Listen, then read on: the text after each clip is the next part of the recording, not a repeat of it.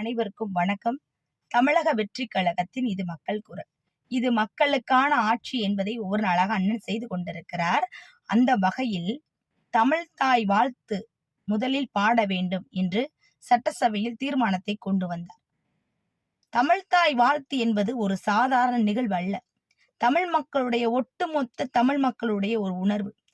தமிழ் என்று சொல்லு, தலை நிமிர்ந்து நில்லு என்று வாக்கிற்கிணங்க தமிழ் மொழியை நம் மூச்சாகவும் தேசப்பற்றை ஒரு உயிராகவும் கொண்டு செயல்படக்கூடிய இந்த தமிழ்நாட்டிற்கு தமிழ்தான் ஒரு அடையாளம்.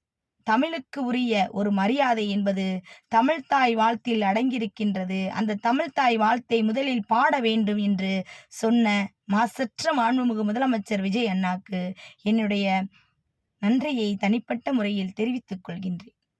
இது மக்களின் சார்பாகவும் தமிழக வெற்றி கழகத்தின் சார்பாகவும் நன்றியை தெரிவித்துக் கொள்கின்றேன். நன்றி, வணக்கம்.